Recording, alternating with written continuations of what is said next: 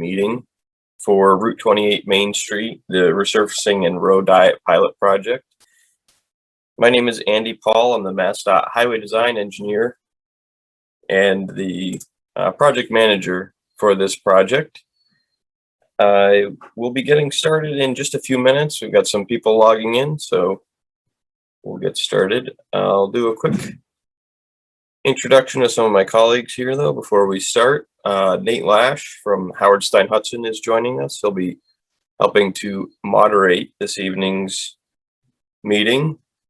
Kobe Leverise is a project designer, project engineer on this project. Paul Stedman is the District Highway Director for District 4.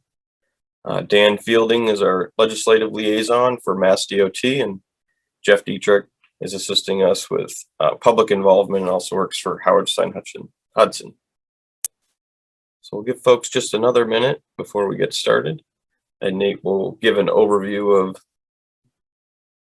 some of the process and how we will do the engagement this evening. So just another minute or so.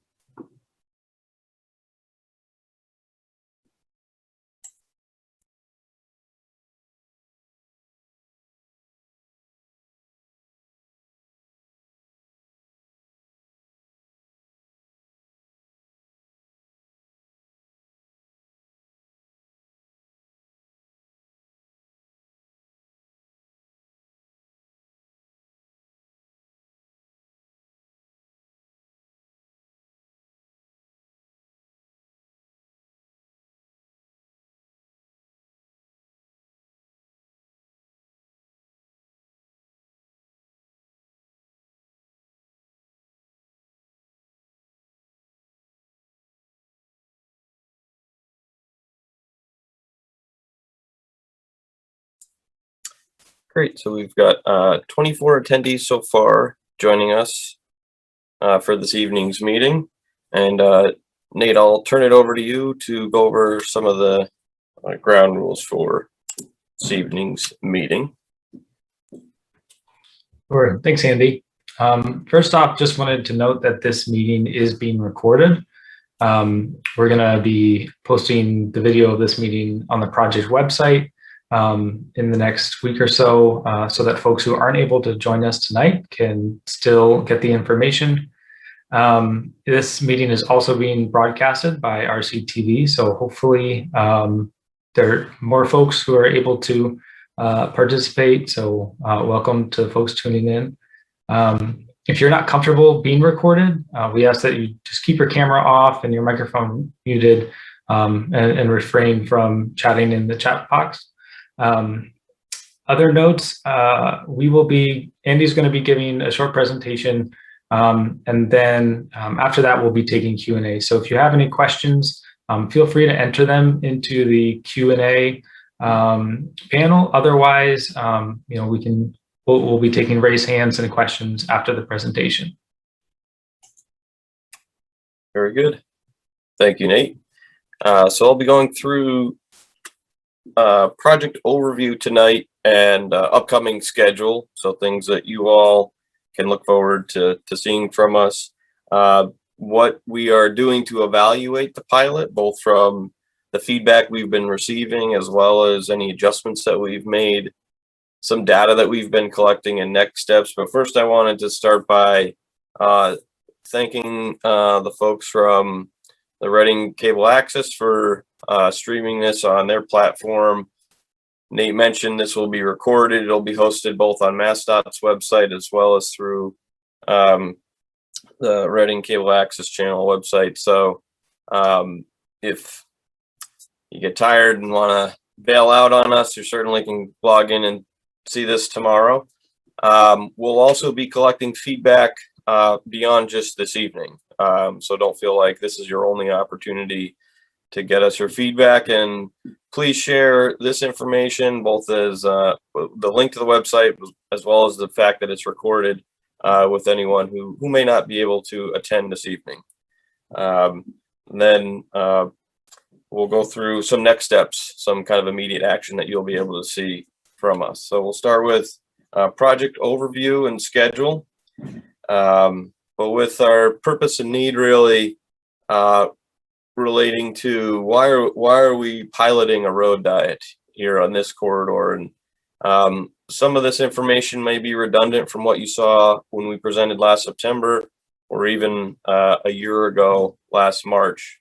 But the Main Street corridor, both north and south of the downtown, which is owned, operated, and maintained by Mass DOT, sees a crash rate that's more than double the statewide average for similar corridors of this type. This graphic just shows on the northern section and southern sections of Main Street crashes that occurred between 2016 and 2019. And this very much informed our process to develop this pilot in conjunction with the resurfacing project. It's not just a safety project that we're looking to do here and pilot the road diet. We're maintaining a state of good repair along Route 28. Much needed repair, obviously, with the condition of the road being as it was. Improving safety for people using Main Street, calming vehicular traffic, so people driving along the corridor, and improving accessibility for pedestrians along and across Main Street. And then we want to meet our own DOT standards for complete streets and healthy transportation. We did adjust our pilot schedule as we announced back in September. Obviously 2020 didn't go as anyone had planned. So last spring we came up with a plan B. We had originally scheduled the pilot to go throughout the summer of 2020 and ultimately make a decision in the fall and implement the final striping condition. That was extended through the winter of 2020 into 2021 in spring. And then we looked at in January just how things had gone through the winter and determined that we should extend the pilot as much as we could realistically and continue to collect good data. And so I'm going to show you some of the conclusions that we came to in just a few moments here. But what we were balancing was the quality of the data. So how long were we able to leave the markings in place to come away with some baseline or typical conditions on what we were observing along the corridor, and have as much time as possible, much data as possible to make a final decision, and then ultimately analyze and extend the pilot to gather more data. We wanted to balance that though with the pavement service. You can't infinitely extend the pilot without compromising the service life of the pavement that's out there. Currently, the condition of the roadway, although it looks like a final base course, is in fact an intermediate course of pavement. It's about 1.5 inches thick, and the final condition will have an additional 1.5 inches of pavement on top of that, which will be the final surface course. So we have an intermediate and a surface course, and combined, those two layers provide the structural integrity needed to support that roadway structure. Delaying the surface course increases the risk of reflective cracking, or cracking coming from below the roadway up into that top surface course. So to prevent that, we really have to balance the data quality needs of extending the pilot with implementing something as soon as possible to get that final surface course in place. So what we are projecting for our schedule is on the northern section throughout the course of this month, May, and into next month, prepare and adjust the structures, the catch basins, manholes, and other permanent infrastructure underneath the roadway, and then pave and paint, obviously with a butter coordination on the northern section. And then on the southern section, we're proposing to continue to collect data similar to what we'll present tonight over the course of May, June, and then come to a conclusion in July. And on the southern section in the August timeframe, prepare and adjust structures, and then do the final paving and painting in September and October. In coordination with that, we have this evening's public meeting, updates that we'll be giving to the town elected officials, and then ultimately come to a conclusion on the South Main Street pavement markings, and then any coordination that needs to happen with ongoing construction. So we'll continue in meeting throughout that process with town staff as we have been, on a monthly or biweekly basis and gathering public input both through our website as well as emails and other information that we've collected from town staff.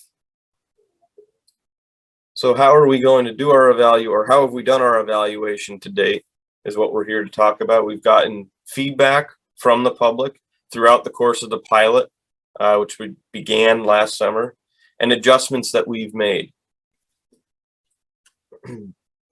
That feedback has been directly related to and impacted by some of the changes that we've seen from the impacts of the pandemic that's been happening. And so that feedback we've taken into account. We've adjusted our schedule as we've outlined here tonight and adjusted the way in which we've implemented the pilot.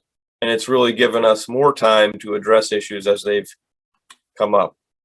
With the outreach that we've done before and during the pilot included a variety of techniques. Some of them are more standard door-to-door flyering, which was happening early in 2020, before the pandemic, where we were talking to businesses along the corridor in the southern section. There was a breakfast at the library, an informational session where we were getting information out to some of the businesses in the area. And then MassDOT and Town of Reading websites as well. We really pivoted in March to move more of the content rather than face-to-face and door-to-door to an online platform. We collected through a new public involvement tool called PIMA, a comment map, and we've received comments as well as hits on our YouTube site. There's over 1,000 views on YouTube of our first video that we broadcast back in March of 2020. That was also rebroadcast on RCTV. There was also reverse 911 calls that went out last year that went to over 20,000 residents in the town of Reading, and information was included in a variety of sources for folks to hear more about the pilot and how we would be measuring whether or not the implementation was a success. So the feedback that we received was numerous. We received hundreds of comments from residents and neighbors, and folks received written responses to comments as they came in. Major themes that emerged were anticipated traffic impacts once post-pandemic occurred and people started to return to some sense of normal. What were the anticipated diversions that were going to happen? If we were reducing lanes on Main Street, where would that traffic end up? And then intersection configuration. So we made changes along the northern section and southern sections to certain lane uses, turn lanes and other such mitigation. Access to businesses, emergency response and emergency vehicle access.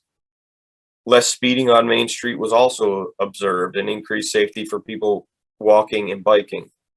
Improper use of the center turn lane. So how did we, and we addressed that by communicating out the proper use of a center turn lane and longer wait times at exiting to and from the side streets. We took those comments and turned them into, using a mapping function, started to group them. Here on the southern section, you see different areas, the car wash close to the railroad crossing, Bagel World, Summer Ave.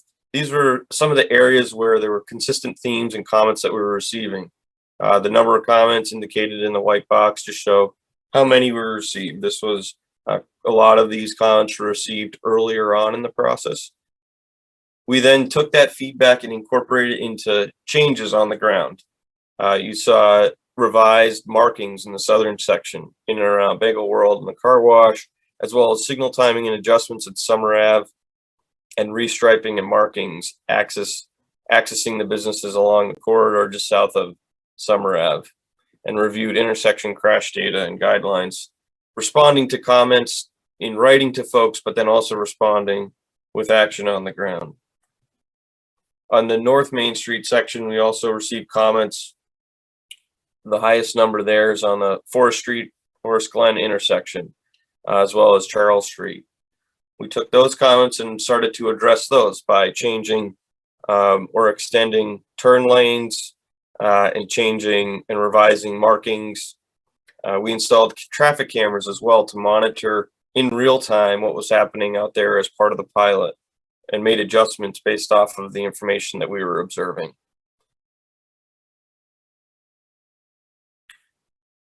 As time went on from the implementation of the pilot up until just last month, this chart shows, from reading from left to right, the number of comments that we received over the course of the pilot. So a year ago, March, we announced that we were going to do the pilot and started to implement changes in the late spring, May and June timeframe. So you can see the number of comments that we're receiving are coming in from a variety of sources via email, through town staff, as well as through our online PIMA mapping tool. We made adjustments throughout May, June, July, August, and into September. And we announced in September that we were going to extend the pilot and had a public meeting in September. We were going to extend it through the winter and into 2021. But then as time went on, the number of comments that we were receiving went down significantly. Now changing direction somewhat from the feedback and adjustments we were making to the data that we were seeing from a few different sources. The data relates to vehicle speeds, travel times, volumes, and driver and pedestrian experiences. We have a number of tools at our disposal at Mass DOT. This was an unprecedented change in traffic demand that we saw over the course of 2020, relating to when people were traveling, how they were traveling. On some roadways throughout Massachusetts, we saw dips of over 80% of volume. And so we wanted to make sure when there was some return of volumes that we were able to capture when that was happening and then make observations based off of the return of that volume. This chart shows in the town of Reading along Route 28 the comparison between 2019 and 2020. And you can see a significant change in March and April where volumes dipped greater than 50%. But then over the course of 2020, a return almost to peaking in September and October of almost 85% of the volumes that we saw in 2019. This was at multiple locations along Route 28, indicated as blue dots on the map, along 28 north and south of the downtown area.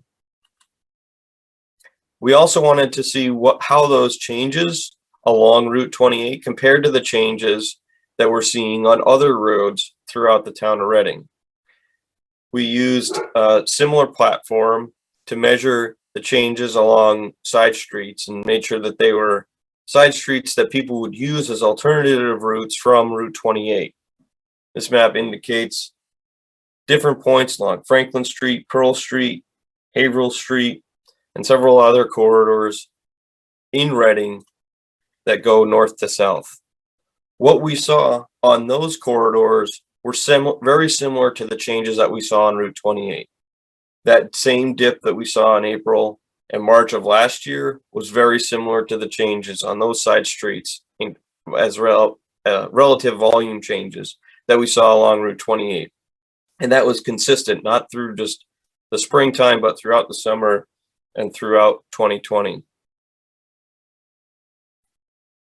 We then looked at average travel times along the corridor and saw that throughout 2020 and 2019, there were very consistent travel times and without much variability between how long it would take to get from one end to the next when comparing travel times. During peak hours, so this compares the AM and PM peak hours, there was also very consistent travel times between 8 and 10 minutes along this same corridor. So this is looking at the morning peak hours between 8 and 9, as well as the 4 to 5 p.m. peak hours to identify if there were any major fluctuations and how long it was taking people to get from one end of the corridor to the next. So just backing up a slide, this is throughout the day, average travel times that we would see. and then these are during the peak hours, and very consistent data that we were observing. And then this compares the average speeds along the corridor. Very consistent speeds that we were seeing in the 25 to 35 mile per hour range throughout the corridor. And so when you compared 2019 to 2020, we didn't see a big decrease in speed because of the reduction in travel lanes. Again, people were consistently going around the same speeds. And then again, compared that during the peak hours. Was there a significant change during the morning rush hour or evening rush hours? We then compared that to the congestion throughout the town on those same routes where we looked at what the volume changes were. And we did observe that congestion in 2020, January of 2020, so pre-pandemic, was greater than what was observed in 2021. So there was less congestion, obviously, less people driving on the roads in 2021. So we wanted to verify that the data that we were pulling made sense. And it seemed to make the similar story where we were seeing travel times and speeds consistent, but at the same time, there was less congestion. And that's also apparent in the evening peak hour. Here you see Salem Street corridor having congestion during January of 2020, but then when you flash forward to 2021, certainly less congestion occurring along that corridor. Some of our key findings were that traffic volumes have stabilized around that 80% of what they were pre-pandemic.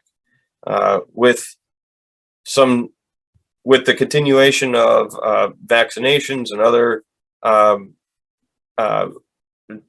constraints on people's activities being relieved, we anticipate that the 80% will creep closer to 90 and maybe even return to 100% of the volumes they were pre-pandemic.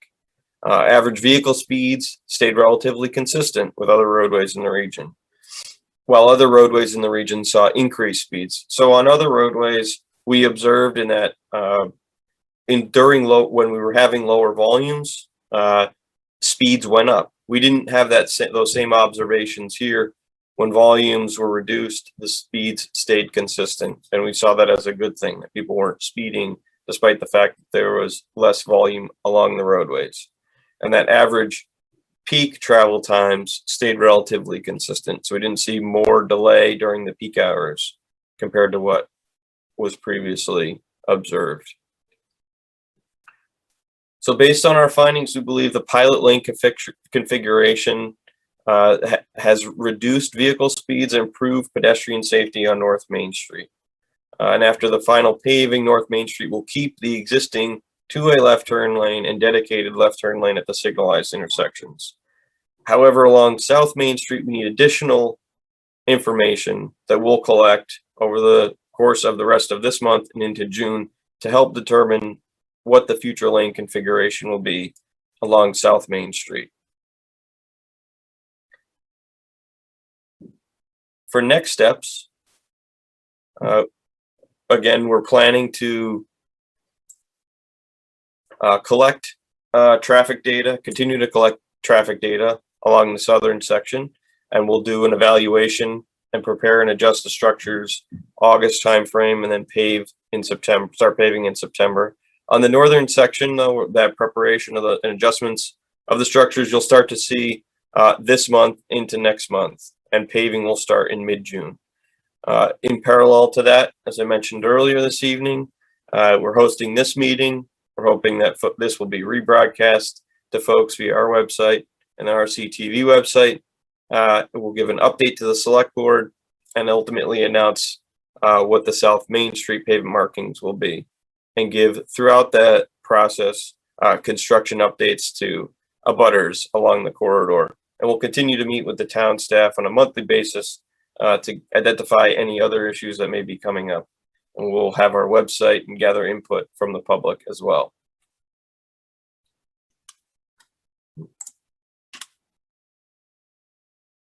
We'll be gathering more feedback on the southern section, and we want to know how have the pilot lane markings changed your experience driving, walking, or biking along Main Street? And what areas do you find easier or more difficult to navigate? And what additional revisions may you suggest on that southern section? And that can be submitted this evening or through our website, the PEMA website, which is available on mass.gov. And then we'll continue to monitor the project after completion. MassDOT is responsible for owning, operating, and maintaining this corridor north and south of the downtown area in Reading. We are responsible for maintaining all of the state highways throughout the Commonwealth. So we fully intend, after the pilot is complete, to monitor the available safety and speed and crash data and make adjustments as necessary. We'll continue to review public inquiries that come in through our District 4 office. We've got Paul Stedman, the District Highway Director, on the call this evening. And there will be ongoing communications with the town staff as it relates to any of the changes that we would be implementing. There's also other activities going on in this corridor coming up over the next calendar year. There's a project at Hopkins Street that's been scheduled to begin later this year, where they'll install traffic signals at Main and Hopkins Street. MassDOT is it will be overseeing construction of that project and is working cooperatively with the town of Reading and town of Reading staff to do that project, and has been in the works for a number of years.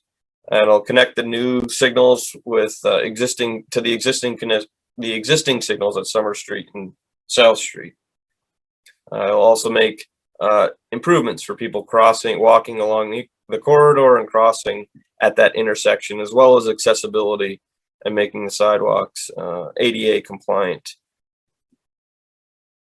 In addition to that, the South Main Street utility repairs, which you've seen that have been ongoing, will be complete. National Grid will wrap up their work and do trench restoration, overnight paving the last week in May. So we're coordinating very closely with the utility company on that work. In addition to that, National Grid has recently reached out to MassDOT to notify us of issues with gas line on North Main Street. It's shown here on the map from Bethesda Lane, just north of Birch Meadow, and includes some of the side streets. This work obviously is currently being scoped and designed by National Grid. In the event that they go in to do work, they'll be coordinating with MassDOT through an access permit to come in and do any and all of that work.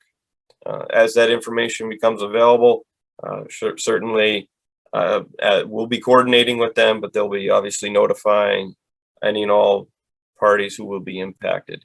But they'll need to install a permanent patch where the utility work takes place, and mill and resurface any of the full width of the road to restore any of the infrastructure, including the roadways or sidewalks that are affected by that work.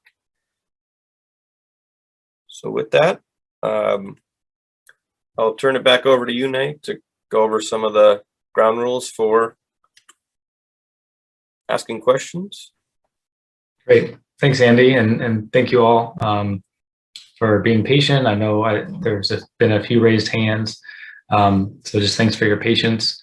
We're going to be taking questions that come in through the Q&A box, as well as folks who have been raising their hands. So, whatever your preference is, we'll be alternating back and forth.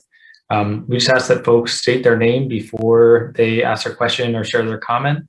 And because there are a number of folks here, we'd love to hear from as many people as possible. So if you could, try and limit your comments or questions to 2 minutes, that would be great.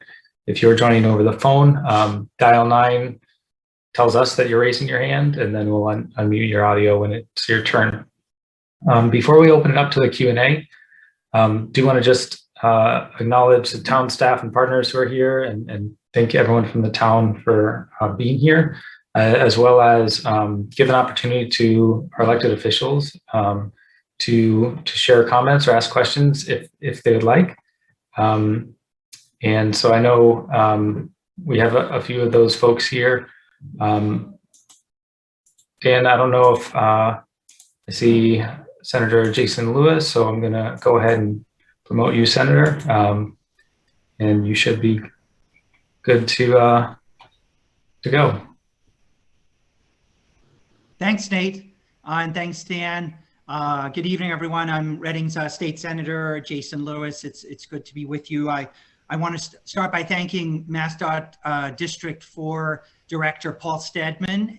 Thank you for being here this evening, Paul, and to your entire team for certainly holding this public meeting and for your continued focus and diligence in working on this project for really a long time now.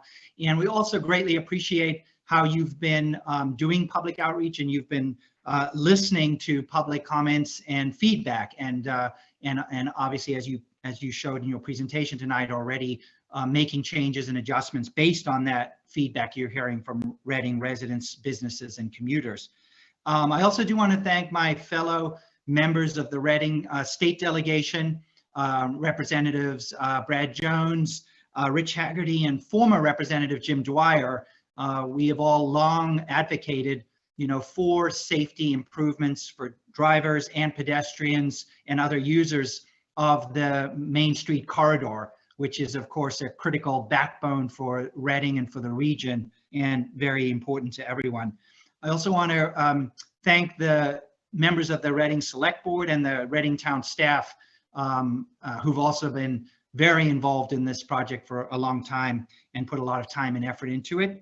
And of course, I want to thank the residents and business owners in Reading who've been very active participants in this project as well, participating tonight, and look forward to hearing your feedback, of course, and have been participating for a long time in providing helpful input.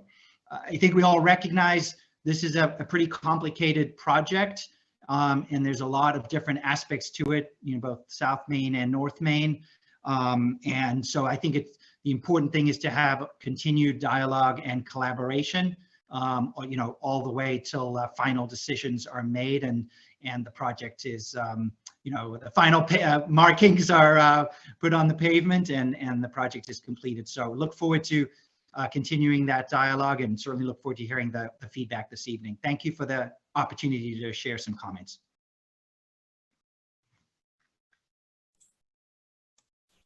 Thank you, Senator. I see that Representative Brad Jones is also here tonight, as well as Representative Haggerty. If either of you would like to say some words, we'd be happy to hear them.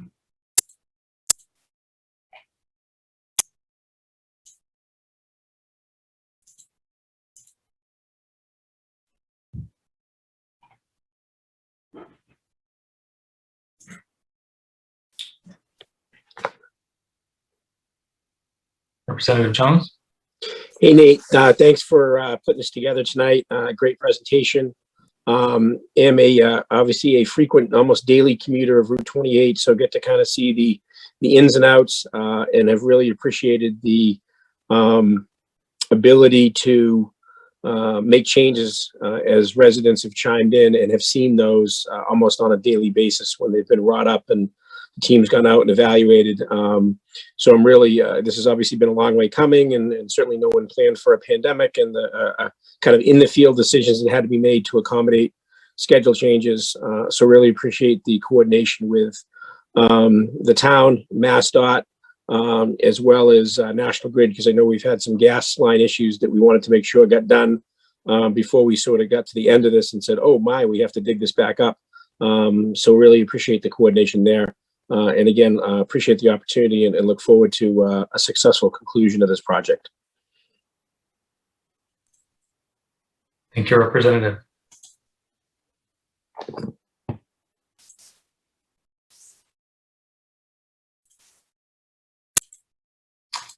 Alrighty, so we've gotten a few comments and questions that have come in through the chat, and I see a couple raised hands. So we're gonna go with the first hand that was raised, and this is Deb. So Deb, promoting you to panelist, and then you should be free to ask your question or share your comment.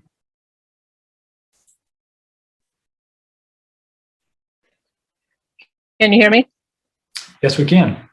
Okay. I had some comments with your last meeting. My husband is a 37-year veteran of the Reading Police Department, and I was allowed a little bit more time. So I don't know if I'll be allowed that this time. I have reduced our issues down to about 3 main ones. One is, why aren't the lane shifts consistent from intersection to intersection? Sometimes it's the right lane that drops. Sometimes it's the left lane that drops. Wouldn't it make sense to be consistent and perhaps have the right lane shift, since you're not supposed to pass on the right? Second one is, what is the purpose of the lane shift on the southbound side of Main Street, just north of Birch Meadow Drive? So it shifts from 2 lanes down to 1. Few car lengths later, it opens up to 2 lanes with the right lane for right turn only. So that adds to driver confusion at that intersection. And the sign indicating the shift change on the northbound side of the square, just north of the square, is very hard to spot. It's very close to the square where there are several distractions, not the least of which is the fire station. And I often cannot see that when I'm looking for it as a passenger. So it's impossible to see it as a driver. Is there any way that that can be moved further north? And that's it. Cool. I Thank you so much.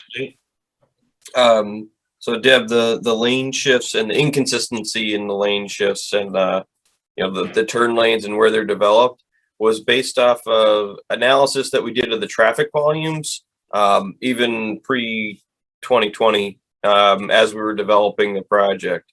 So we collected turning movement counts, so whether people were going left, right, or through along the corridor at different intersections, and based off of the demand, we made different determinations as to whether or not a left turn lane or right turn lane should be used, and where the lane drops would or wouldn't occur. I'll jump to your third question next, and then I might ask Kobe about the Birch Meadow question. But the northbound side of the square, where the lane drop sign occurs, we can certainly go out and field verify and make adjustments as necessary to make that more visible to drivers where that's occurring. But Kobe, the lane shift at Birch Meadow, I just can't remember the specific analysis that we did. I don't know, do you recall? I don't. I do remember there being a heavy turning movement headed to the high school or the middle that's school there. Yep. Which dictated our configuration there. Yeah, so Deb, at that location going southbound, there's a lot of people making that right turn into where the high school, middle school are. So we made that right lane be right turn only, the left lane be a shared through lane and left turn lane. I think that answers those 3 questions. If I missed something, Deb, feel free to get back in the queue and we'll answer it. All right, then we're gonna go over to some of the questions, comments that have come in through the chat. Jeff, do you have those? I do, absolutely. So there are 2 questions from the select board member, Carla Bacci, that I'll just ask both of them at once. First one is, will the cameras that have been put in place be permanent? And then at the second, are the North Main Street markings and lane configurations finalized? The first question, the cameras are not permanent. Those were temporary installed on a trailer, if you will, and mounted on a boom pole that goes up about 30 feet in the air. So those are only temporary and were used for observing operations during the pilot. Paul, I don't know if there's anything to add on the cameras other than that. No, that's exactly correct, Andy. We wanted to use that to help evaluate where, especially in the beginning stages of when the new lane configurations went in, to just try and help us evaluate and see how traffic was flowing. Cool. And then on North Main Street, the markings and lane configuration that have been out there since the beginning of this year, 2021, have not changed, and we're intending to put back that final surface course by the middle of June and apply the same markings that you see out there today. The next one from the chat, just pivoting off of pavement markings, was from Andrea or Andrea. Is there still an option for a bike lane? And I assume that that means on either the north or the south side. Sure. This is something that we've heard throughout this process, is part of the public process. We've heard from folks about including bike lanes or bike markings as part of this pilot. We wanted to wait for the pilot to conclude in order to make an assessment of whether or not we were going to keep it in place, and then make a decision about bike lanes kind of after the fact. So make sure that the issues that we were trying to address are being addressed. So certainly there is on the northern section now going to be an opportunity to stripe bike lanes, and so that's something that we can work cooperatively with you all and the town staff to identify best way to do that. I think the challenges exist when we looked at this even a couple of years ago at the intersections. So linearly along the corridor, you might have that 5 foot of space or 4 feet plus of space, but then how do you confidently get folks through the intersections? Outside of my role on this project, I'm responsible for overseeing the Complete Streets funding program, as well as our state Complete Streets engineer. So it's something that certainly this team's prepared to do, and would continue to work with stakeholders on any additional changes that were to occur on the corridor. All right, so next we're going to a raised hand. David Corey. Hi, can you hear me? Yes, we can. Great. So I have a couple of comments and a question, and I will definitely be quick. My first comment is that generally speaking, I am a huge fan of the road diet. Just as a driver along 28 in the places where there is the center shared turn lane and more of a shoulder, I just feel safer driving. So I'm a huge fan of that. I think there are a couple of intersections on South Main Street. Bagel World is clearly one of them. I noticed that had, of all the places that had gotten complaints on your couple of slides on that, Bagel World was like twice the next contender. So that whole area right there is clearly an area that needs some consideration. Just as another comment, the National Grid trench restoration that's happened on South Main Street, I think has been abysmal. So when you say they're going to do some work on North Main Street and have to, restore, I honestly don't have a lot of confidence in National Grid's ability to restore to actually a smooth road surface. It feels like they throw some stuff in there and kind of run over it a little bit with a, some kind of spreader and, move on. And then my question is, this has been in place for a year or more now.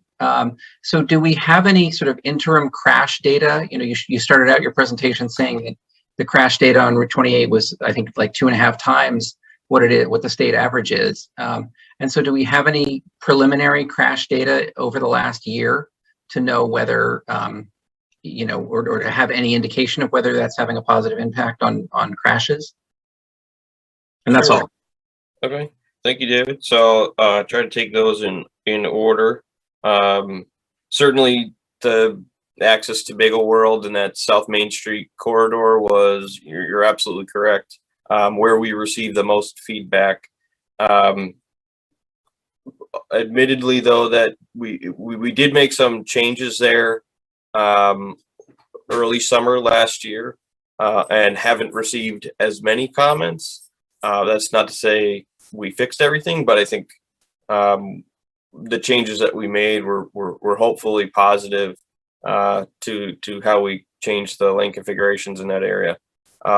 We'll continue to monitor the southern section over the course of this month and May and June, this May, June, and into July, before ultimately we make a decision on the southern section. So stay tuned for more information on that.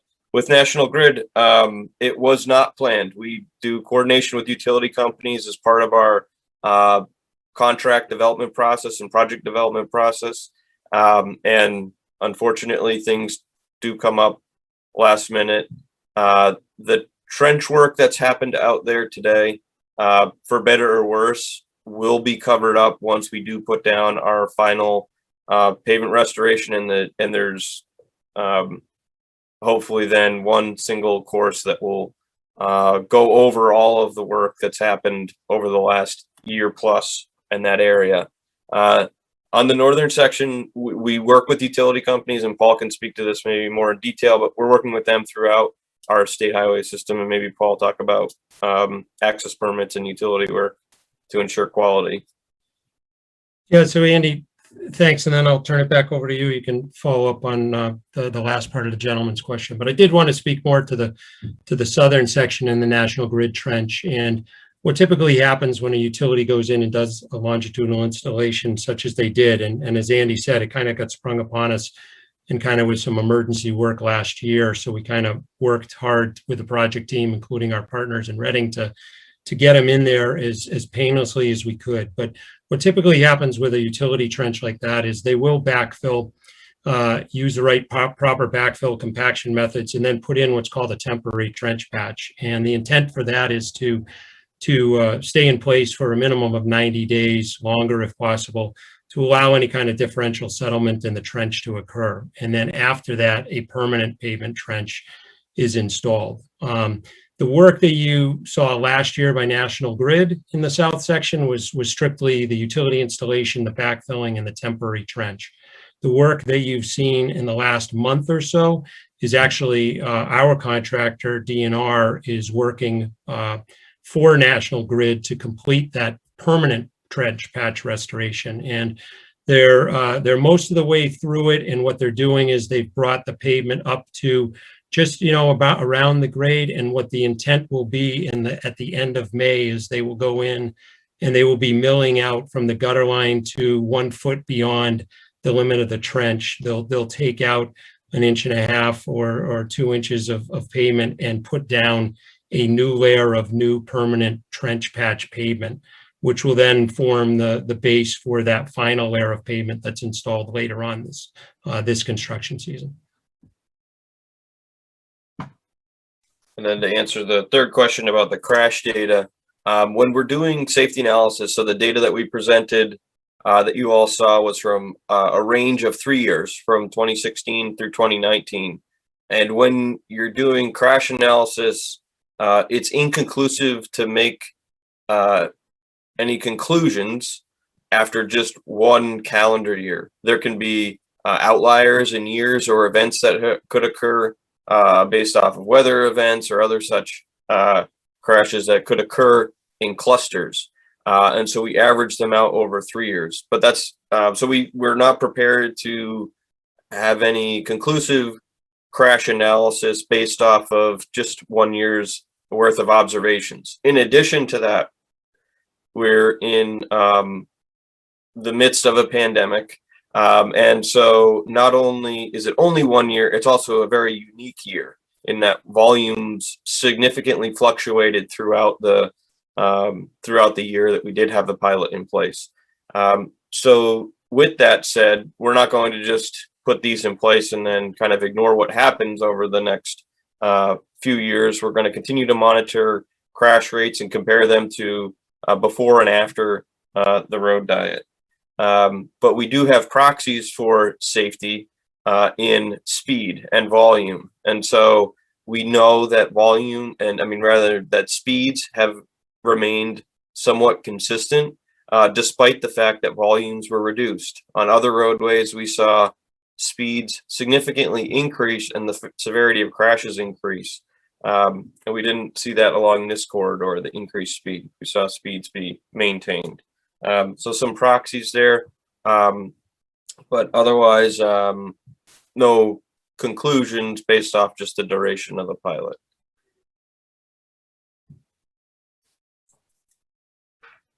All right, so the next question we have is from Maureen Hurley. And Maureen, I know you had your hand up. So if you'd like to give your question verbally, feel free. Have permission to unmute yourself. And I know this is a question we've been messaging each other back and forth, but you now have the floor. Hi, thank you. Can you hear me okay? Yes, we can. Okay, yeah, so I had put it in the chat as well. But yes, thank you, and I did get your email back. But currently, I'm just wondering if we know a decision coming southbound on Main Street, kind of in that Bagel World area. If we're southbound and I'm going to take a left onto Avon Street, there is no left turn corridor for me to turn left. I have to take it from the right-hand side, which backs up the traffic right near the train track. So I was wondering if they plan to add a left turn signal the way it, or left turn lane, the way they have it coming the opposite way. If I'm going northbound, I can take it, say, onto Minot Street. Is there a decision for that yet? And Nate, I don't recall. Is this just south of the Bagel World, or is this just north of the railroad? Yeah, track? so this is south of the Bagel World. There's Immediately south, yeah. Yeah, there's a left turn only lane going northbound to go left on Minot, which means southbound traffic is coming in just one lane. And this is something I think Kobe looked at it, and we met as a team and talked about it a couple of times about extending that center turn lane down to Avon Street. Yeah, that's correct, Nate. And I think, Maureen, we're not prepared to present anything this evening, but and there won't be any permanent changes happening to the southern section. So I think this is something that we could very easily incorporate into our assessment of the southern corridor. And I do now recall the comment from the last meeting. So and our discussions internally, just don't remember what the conclusion was. But yeah, I think Maureen will take that in consideration. And Nate, do we have Maureen's contact information? Yeah, we do. And we can follow up with you, Maureen, on that as well. Thank you.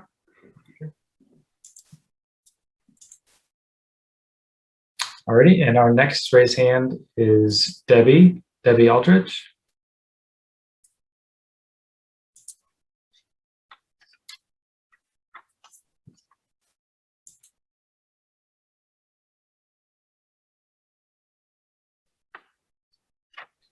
Are you there, Debbie?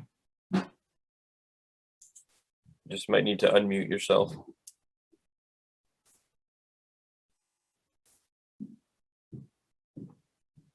Hello? Hello. Yes. Yes, hi. I travel up and down. I reside, have businesses and residences that I take care of up and down the 28 corridor between Park Street and North Reading, all the way down to Stoneham. And I constantly have to tell people when I'm going to be there and such. So I have been timing myself going up and down this corridor for the past 15 to 20 years. And it definitely takes much longer to get through the Reading now on Main Street. There's no way it's the same amount of time because I time it. And it's about 2/3, 60% more. Now, one of the big problems is the lights. I spend so much time sitting at traffic lights. Is there any way to synchronize these lights somehow? Especially going through Reading Square. I was in Houston back in 1980. You could go 7 miles through Houston and never stop if you went the speed limit. And you can never get to the 40-mile-an-hour speed limit on the corridor now. And I travel in the morning, at night, middle of the day, all different times. The only time that you can actually do decent time is like 6 in the morning. So, and also I've witnessed a pretty bad accident with this center lane is the mail truck was on North Main, heading north on Main Street, delivering mail. Amazon truck was on South Main Street, delivering something, forcing both cars into the center lane. There was 4 cars that almost head-on collision in the center lane. So I don't know if your collisions are down, but when they're going to happen, they're going to be big and more fatals. So that's something to consider before you make your final decision if this is going to stay. And and you keep mentioning how much time and money has been spent on this project, and as a taxpayer, I am not impressed. So I would just like you to take that into consideration also. All set. Thank you for your comment. I think the coordination of the signals through downtown Reading is something that we could certainly raise with our local partners at the town of Reading. They own, operate, and maintain things through the signals and roadway infrastructure through the square and through the downtown. We've worked very closely with them throughout this process, so something we can certainly raise with them. But certainly is something that MassDOT is doing. We do signal timing and coordination projects throughout our state highway system, as well as with our local partners. On the crash that you were describing, or the vehicles using the shoulder, the mail truck and the Amazon delivery truck, and then kind of simultaneously to other vehicles trying to pass each of those delivery vehicles pulled over in the shoulder. The intent of the shoulder is not for delivery trucks. Certainly mail delivery is one thing, but working with other freight carriers along the corridor is something that we're going to have to do. Same thing in a 4-lane configuration, though we wouldn't want a vehicle stopped in the lane. So road diets, which this is an example of converting 4 lanes to 3 lanes, have been shown to reduce the number of crashes and severity of crashes in a range of 19 to 43%. And that's based off of data collected by the Federal Highway Administration. And they're shown to be a proven safety countermeasure at reducing both the number of crashes and the severity of crashes. So it's something that we intend on continuing to observe. We don't want to just do something based off of research and walk away from it. MassDOT will continue to monitor the safety along this corridor throughout and make any changes as necessary. Regarding travel time throughout the corridor from end to end, based off of our data, it shows a pretty consistent trend both before and after the road diet. But once this pilot is over, we intend on continuing to monitor and will do so in conjunction with our town partners to make sure this regionally important roadway is not impeding the flow of regional commerce and transportation. Obviously, Route 28 is vitally important to not just Reading, but all the communities along it. So I'll leave it at that, Paul. I don't know if there's anything you wanted to add. I'm fine, Andy. Did a great job. Nate? Andy, we have another question from the chat box from Sarah Jones. So there was mention of a new traffic light at Hopkins and Main Street. Yes. I was wondering how this will affect the light already at South Street and Main Street. Will there be any traffic studies performed, she assumes? Thank you. Paul, do you want to take that one? So the project that was referred to in the presentation for Route 28 at Hopkins Street involves traffic signal and upgrades at Hopkins Street as well as Summer Street. I think, Andy, you may have mentioned that project was advertised. In fact, we had a bid opening today. So we have an apparent low bidder in the works, so that contract procurement will continue. The project, I do not believe, has any work proposed at the South Street intersection, but certainly at both Hopkins and Summer, there is new traffic signal equipment I believe it'll be those two intersections are intended to be coordinated, and those will have, new safety upgrades in terms of the newest and latest traffic signal equipment to promote safe pedestrian crossings and the like. And as part of that process, a functional design report and analysis was done of the volumes and projected volumes at that intersection. And there was a public process as well for that project. Very good. Next question. All right, the next raised hand we have is from Carlo. So you should be able to take yourself off mute. Hey, how you doing, guys? Thank you very much. Just to follow up on the cameras, because you said monitor during the project, after the project. Wouldn't cameras be a good way to, whether an accident has occurred, to figure out what happened, or I don't know how you plan to monitor these major intersections. Is it crash data from the Reading Police and Fire, or how do you plan to, for the next several years, I mean, you've done it before, to collect that crash data that for 2016 to 2018 for 2019 and 2021, or whatever the case may be. Mm-hmm. And we'll, so we will, the cameras, and Paul, I don't know if there is a sunset on utilizing them. They are temporary in nature, but no. They've been removed, Andy. They were removed they were both removed last fall.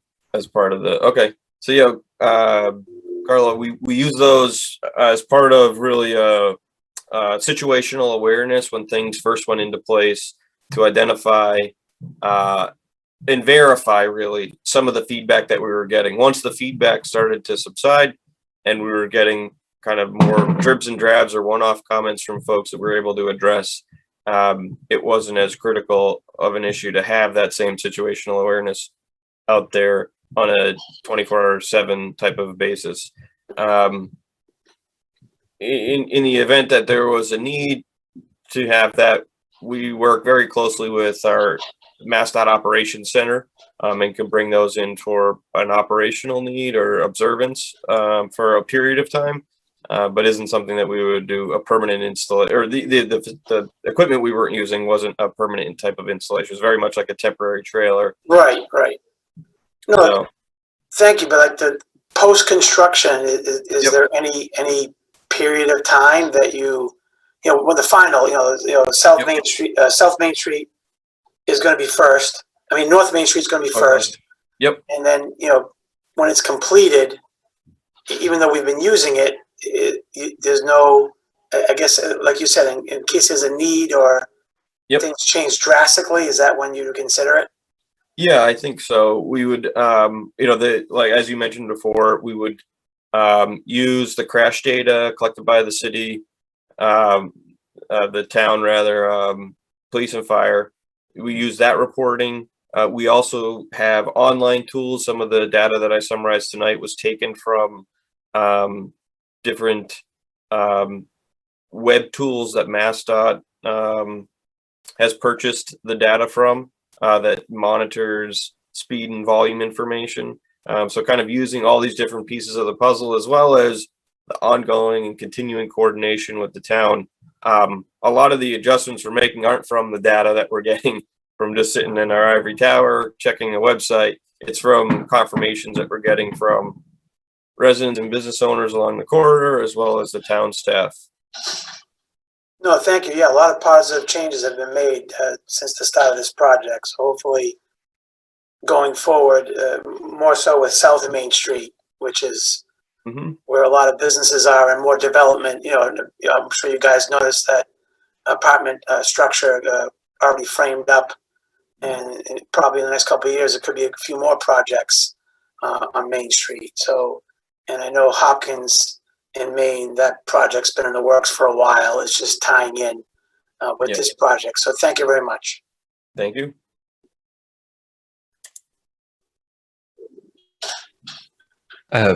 So going back to text questions from Karen Herrick, the northbound left turn lane, this is Main Street at Franklin, still seems a bit undersized, meaning short for the number of businesses that are located on the east side, the northbound side of the road. When traffic is heaviest for weekday, Monday through Friday rush hours, also at dinner hours, people are entering and exiting the restaurant on the northbound side to get into that left lane, as well as to get to the ice cream shop, which I'm sure is going to hit its peak season coming up in a couple months. So Karen was wondering if this area specifically could be examined at rush hour. Absolutely, yeah, we can take that into consideration as part of the final markings that will go down in June of this year. And if I remember correctly, with the design process, I think the number of businesses was one of the sort of the design factors of shortening that lane. And there's a lot of feedback similar to what Karen is giving us now, where it wouldn't be probably any wholesale changes, but minor tweaks to begin or end a turn lane prior to or just after a certain access point. So we could certainly take a look at that before the final markings go down. Yeah, and Andy, just to clarify what Jeff was speaking to, is that's one of the areas where we did make a modification after the markings initially went down in response to some of the public feedback that we had received regarding the access to the businesses on the easterly side of the roadway. So that was a tweak, but certainly doesn't mean that, you know, the results of the tweak shouldn't be reevaluated or considered. Okay. Anything, Kobe, you wanted to add? Yeah, I was just going to mention that we had extended that left turn lane by 75 feet. Okay. Based on some of the original feedback we received. Okay. Thank you. All right, so there's one more text question that I have from Claire Golden. Can you explain how a northbound car turning left onto Artis and a southbound car turning left onto Irving can avoid crashing? And also asking if any car crashes have occurred at Main and Forest Glen. Have those decreased or increased? So answer the second question first. That we haven't done any analysis of the crashes, as I mentioned earlier, where you wouldn't want to look at just 1 year, especially a year like we've experienced where traffic volumes have fluctuated significantly. So we would look at crashes on a whole over a 3-year period to come to any conclusion, similar to the way we presented it earlier, the rate from 2016 to 2019. So we would do an analysis kind of from the conclusion of this pilot going forward for 3 years.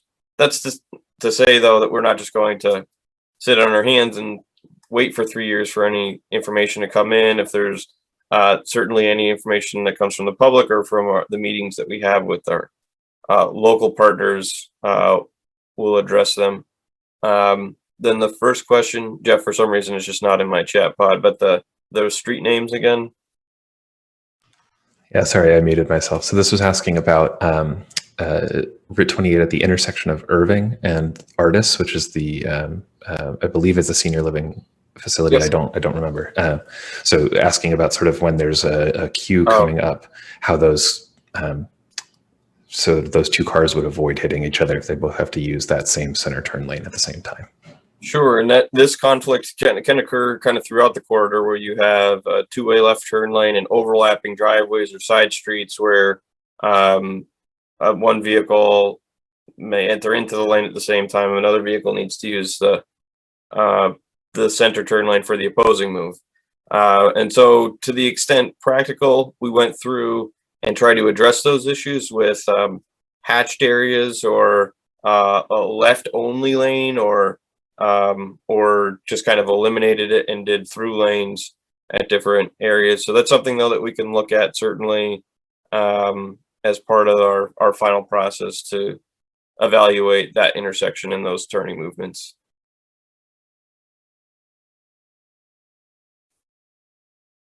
Thank you for the feedback. We've got a raised hand from Karen. Karen, you should be able to unmute yourself. Hello, thank you. Appreciate your coming here this evening. And it is a big change to our community, but I think there's a lot of positive coming out of it. And so I just wanted to comment, as Carlo said earlier, the South Main is definitely going to be a higher density area and will continue to be so. North Main has been undergoing a lot of changes as well with the artist facility, with more single family homes being developed. So 28 is not ever going to be a high speed route through Reading. So those people probably should stick to the highways. There are benefits from the lowered speeds. It's a more pleasurable road to walk along, safer, less traffic noise for the neighbors. One question I had as we look to the future, I'm not actually positive what the speed limit is now, but at some point, since this is under your jurisdiction, do you look at all of Reading, north and southbound, and do you say, at what point do you say, much like the select board recently weighed in on Haverhill Street, is it time to lower the speed limit to 35? Like, how would that process work? Thank you. Thank you, Karen. And I think it's a great question, and one that we get very frequently about how do we lower the speed limit. And a lot of times what we try to do is change the discussion to how do we lower speeds and not how do we just lower speed limits, which may seem obvious and maybe not answering the question, but interventions like a road diet can help to lower speeds along a corridor. We've seen that in other areas, and we're optimistic about the outcomes that we've seen here in Reading.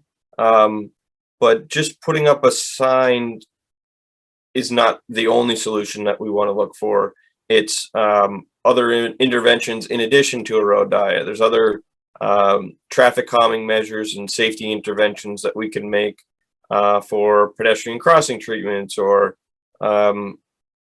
raised crosswalks or any number of types of applications that we're using. Some of the interventions that were mentioned at the intersection of Hopkins and Summer, where the signals themselves can be used to help actually slow down vehicles and create access points for people crossing across the 28 Main Street corridor. So while speed limits are one factor, I think there's a whole host of other areas that we're looking at. And in fact, it's not just here on Route 28 in Reading. There's an initiative that's been set forth by the Secretary of Transportation and the Chief Engineer, and Paul and I sit on a speed management committee where we're looking at this issue throughout the state on how can we help not just lower speed limits, but lower speeds and come away with safer outcomes along a corridor where it helps reduce the frequency and severity of crashes and improve some of the livability of a corridor, like you mentioned, walking and accessing businesses and residences along the corridor.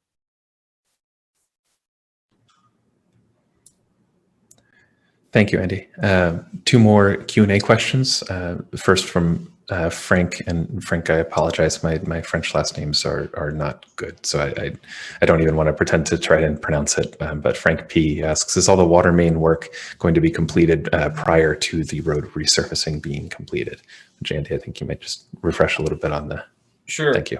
So kind of there's two different components of the gas line work that National Grid's doing. On the southern section, that will be completed prior to the roadway final resurfacing happening. On the northern section, there were other issues that have arisen in the very recent past. The National Grid has approached both the town and the state about issues that they're having in a 2,100-foot section of the corridor. That work will be done. Will still need to be designed and then ultimately implemented by the utility company. They will need to go through MassDOT via an access permit in order to do that work. And when they do that work, will require the full repair, curb to curb, and any sidewalks that they will be impacting as part of that work. I don't know, Paul, you want to add anything to that? No, I was just going to say, in terms of, the access permits, certainly we deal with them as they come in. It's unfortunately, we have this occurrence on roadways that are, heavily developed, and whether they be commercial or residential. So what we try and do is try and, certainly protect the integrity of the investment that's being made. So as Andy mentioned, if National Grid or some other utility comes in, once we are done with our final paving and project, the restoration methods to the pavement would be a much different approach than for, say, an older roadway where we would just typically have try and get a trench and a solid trench repair. I do know that also in the northern section, the town was completing some minor repairs to some trenches for some of the work that they had done in the northern section. I believe that work has now been completed as well. Thank you both. Thank you, Frank. Next up is from Megan, rather. Can there be more education on use of the center turn lane? Delivery trucks continue to use the center lane for parking. Also, drivers often fail to use the center lane for left turns, thus slowing down the through traffic. And Andy and Nate, you might want to speak to this one as well. Sure, Nate, do you want to start? Sure. Yeah, I'll just start by saying, if folks have ideas, we would love to hear them. We've been talking about this as a team, since this project started. Definitely the shift to, virtual outreach through a curveball. We were just chatting today about how we were out in Reading handing out flyers going along to businesses back in March of 2020. And had no idea what this year would be like, or the last year and a half. So if folks have ideas, we'd love to partner. We did create a 2-page guide on how to use center turn lanes that the town shared on their social media. And it's on the project website. We shared it with some community organizations in the town as well. So, we have developed some materials and are looking for opportunities to get them out to residents. And, one of the notes that I've definitely taken tonight is how can we reach out to delivery services and, make sure that they know the laws of the highway. And Andy, I'll just turn it over to you. Sure. Nate, in the appendix, do we have the slide for the proper use of the turn lane? I don't recall.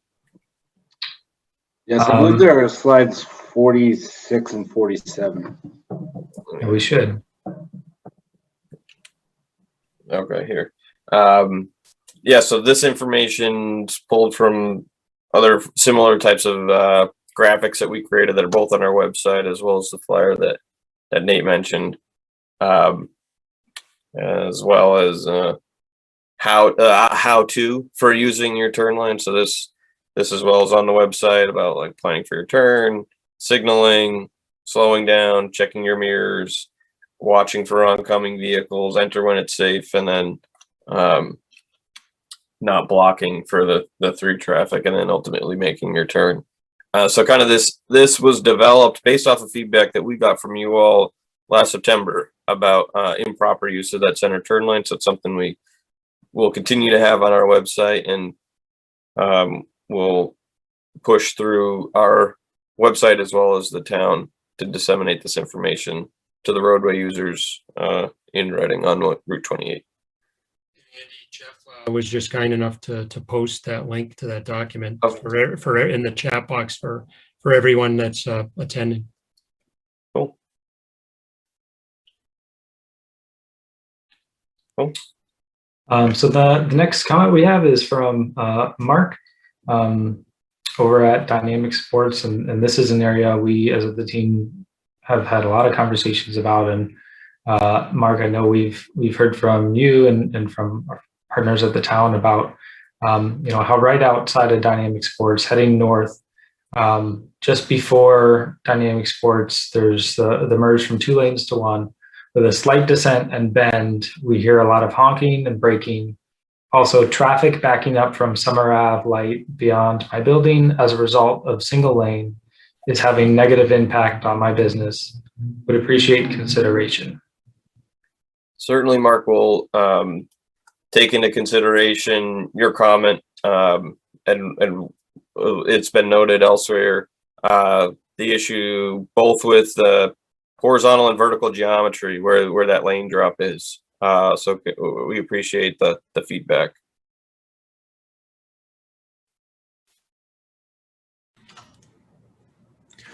We have two more questions, which first from Andrea. How can we avoid ever having raised crosswalks in Reading? Finds them super frustrating in other towns and cities, and this might be a follow-up with the town as well. But Andy, if you can speak to the state-controlled roads at least. Yeah, sure.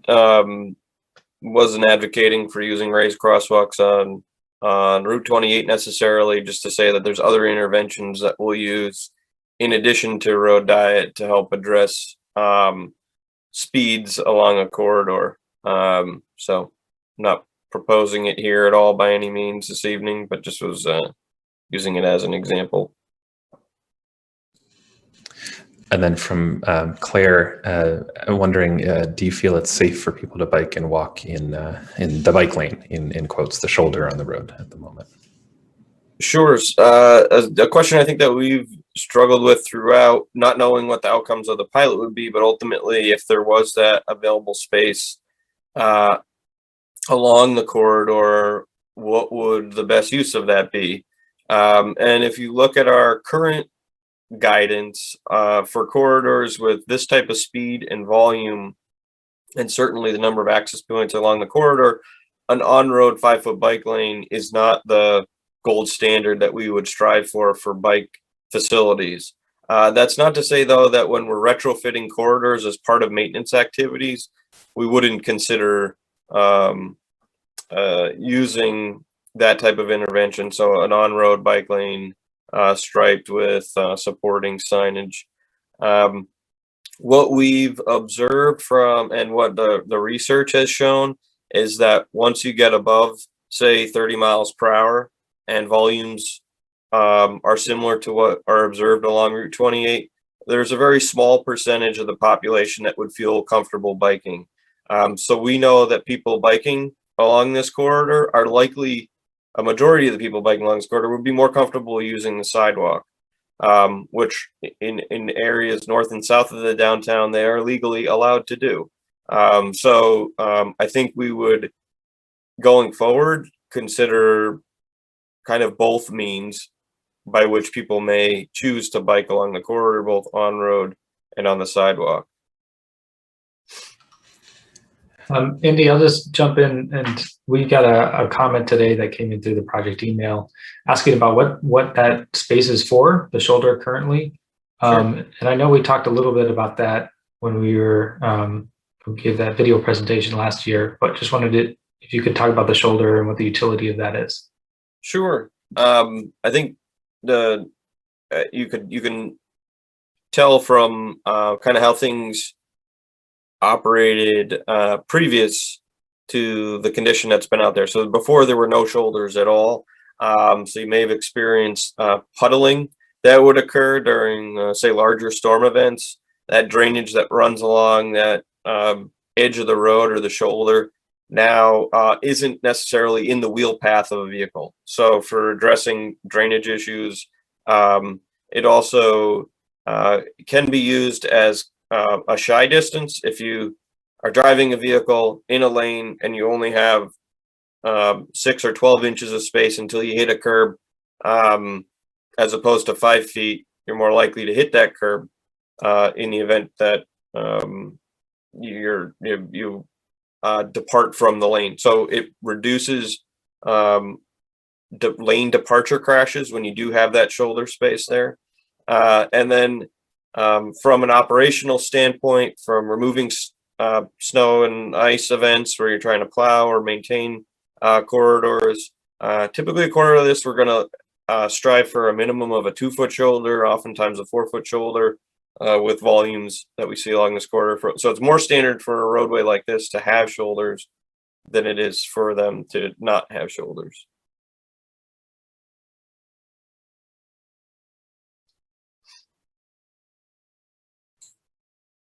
Great, thanks.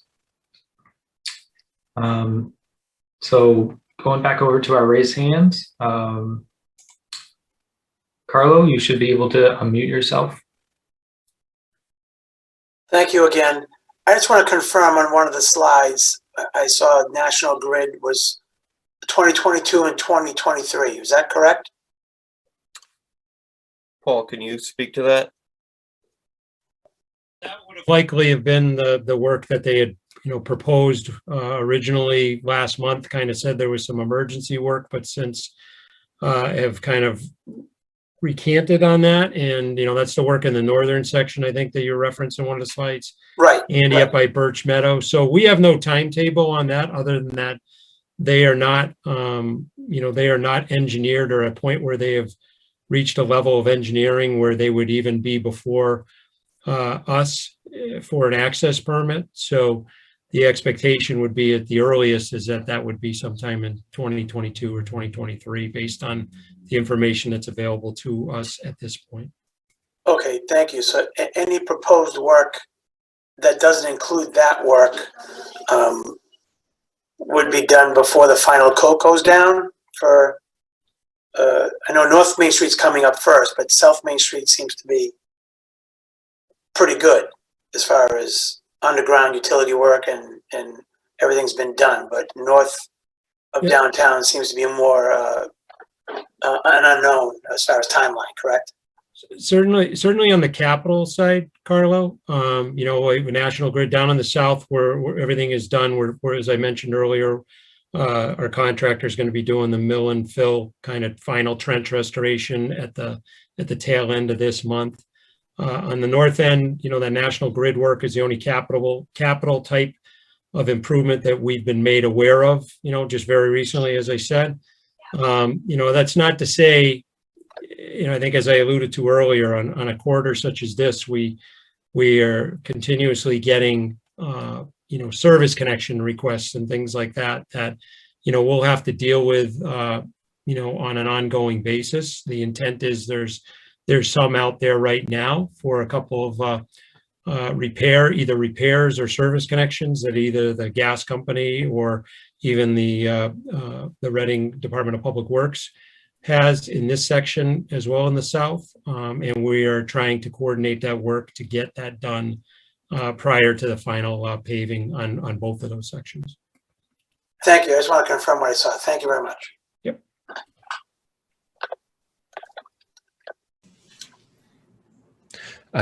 From Frank, sort of going back to the issue about the merge in front of Dynamic Sports, one other question. Frank says, I know it's out of your project scope, but have you considered making the left northbound lane turn only at the intersection of Jacob Way, South Main Street, and Main Street in order to maybe try to eliminate the need for that merge in front of Dynamic Sports?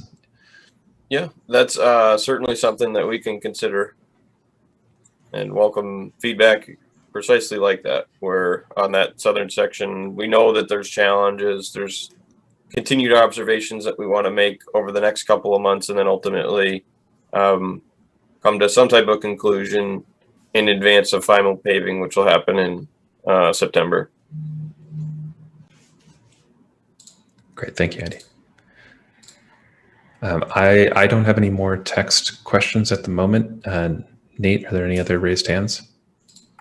Raised hands, so we'll do a last call.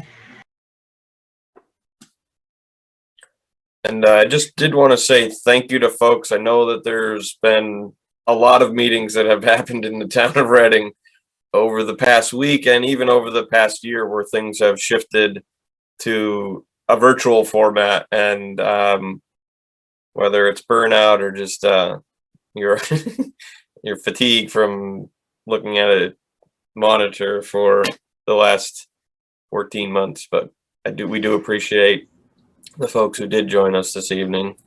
Wanted to say that before people logged off.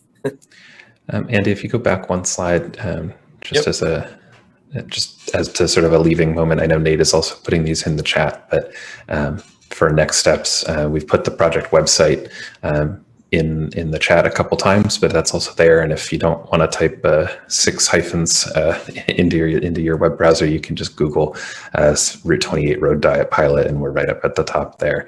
And then also the email address, which has been up throughout the project, that goes straight to us, and a shortened link to that online comment form as well. And again, Nate's putting all these in the chat, but just many avenues makes light lifts with all these URLs.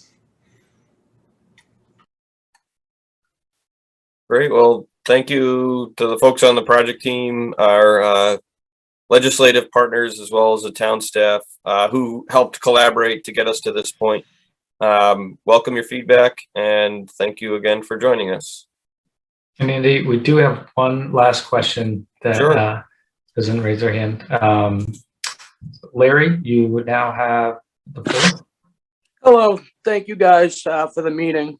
I called in last time and had a couple questions. I just wanted to say thank you for taking the time to speak to the residents, and all my questions have been answered, and just more education, just how to use the center lane. But thank you guys. Sure.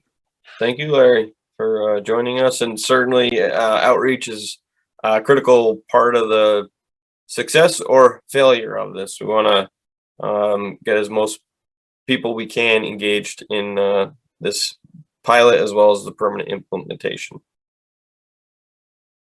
But thanks, Larry. Cool. Any final hands raised, Nate? Or I don't see any. cool. Well, thank you, everyone, again. All right. Thank you all. Have a great evening.